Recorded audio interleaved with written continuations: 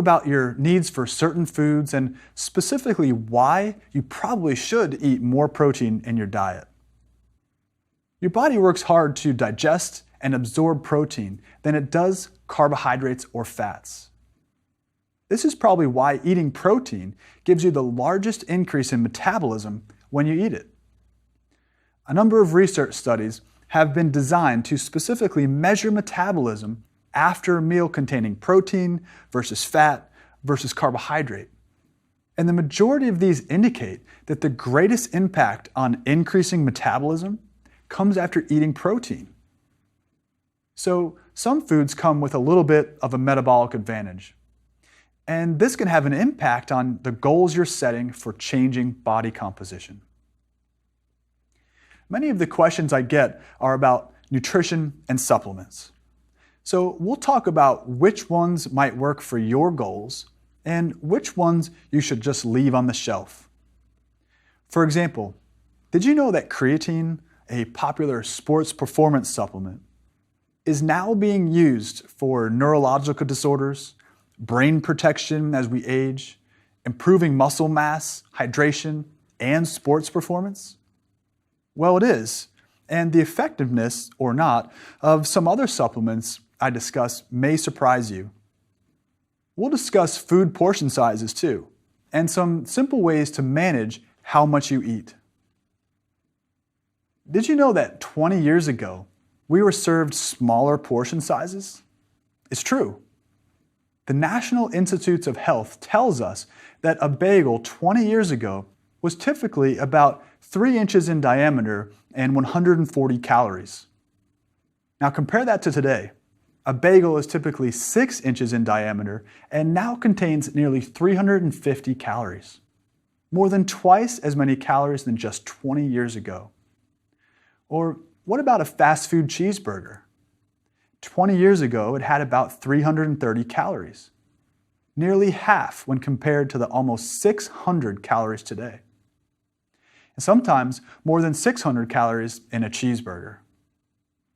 And French fries 20 years ago were typically a 2.4 ounce serving containing 210 calories.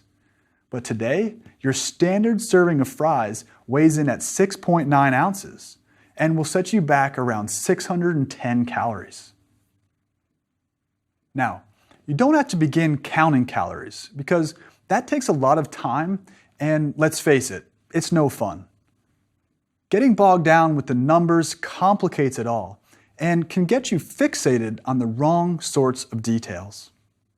So, what's the solution? Try using your hands as a way to gauge how much you should eat. For example, most women can go with 1 palm-sized portion of lean protein to meet their needs at a particular meal. Men typically have bigger and thicker hands, and they can go with 2 palm-sized portions of lean protein. You simply adjust this based on your goals and the food you're eating. Carbohydrates, for example, could be a fist-sized portion of vegetables or rice. Much easier, isn't it? I'll go over all of the recommendations for these major nutrients and micronutrients too. Things like vitamins and minerals that you should pay attention to.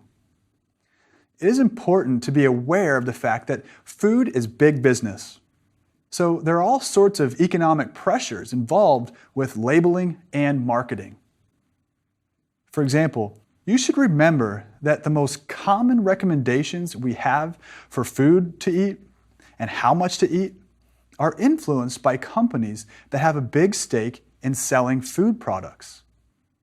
So it is important to have the most education you can about the science behind what foods you choose to eat.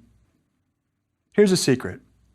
Learning to pay attention to what you eat and how you feel will help you to achieve your optimal body composition and lead to improved health and performance. When you eat, just eat. If you're distracted while you eat, rushed or stressed, or not paying attention, you are more likely to eat more than your body really wants or needs.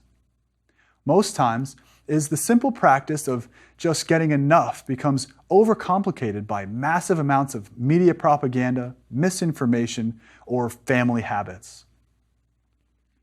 Over and over, I'll discuss how exercise fits into the equation too.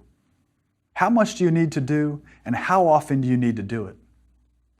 We'll talk about questions like, what exercise or activities work best if you want to gain muscle? Or what works best if you want to lose fat? We'll talk about lifting weights, implementing high-intensity interval training, and finding activities that you love to do. Remember the woman I mentioned who was asking whether metabolism tends to slow as we age? With data that shows that we lose about 5% of our muscle mass per decade, it's a bit sad. And over the span of 50 years, you could lose as much as 25% of your muscle mass. And that's not something we want. It can make you weak and frail and lower your metabolism a lot too. But the fact is, the overall decrease in your metabolism is only about 1 to 3% during the aging process, which really doesn't amount to much. And you can easily offset this with nutrition and exercise strategies that we'll discuss throughout the course. Now, I know that many people think that being sedentary is easier than being active. Consider this. Screen time, or the time that people watch TV, use the internet, play video games, or look at their phones, is increasing every year. This is likely a big problem because during these activities, we're usually not moving. In a national sample of girls and boys, it was found that those who watched less than 2 hours of TV per day had about a 10% chance of becoming obese. But those who watched more than 5 hours per day had close to a 30% chance of becoming obese. For adults, this is also an issue, typically from too much sitting time and sedentary time during the day. In fact, a number of research studies link daily sitting time to a number of health concerns, including obesity, cardiovascular disease, and cancer. Sitting all day sometimes is called the sitting disease. So the obvious answer is to exercise. Unfortunately, planned exercise and unplanned activity typically slow down as we age and make it likely for us to gain weight and fat. You need to make a real effort to stop this reduction in metabolism and work for your optimal body composition. You see, it's often said, and for good reason, that we don't stop being active because we get old. We get old because we stop being active. I'll show you evidence for this too. I'll also ask you to do some thinking and really identify what your strong and weak points are in this transformation process.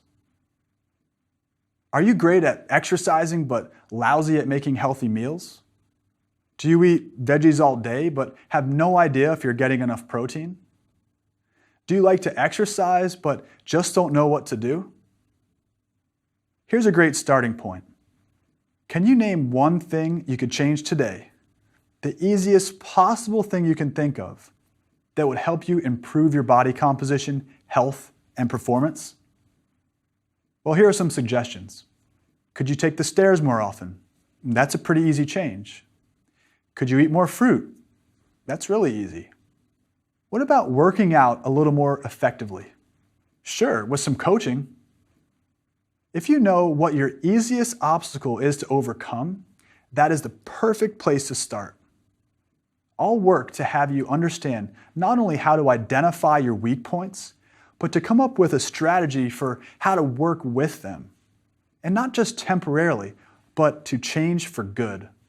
To truly implement a new strategy as part of your lifestyle. Having the body composition of your dreams is certainly a great goal. But keep in mind that just being active is extremely helpful for improving your health. The really good news is that following even the most basic of recommendations brings many benefits.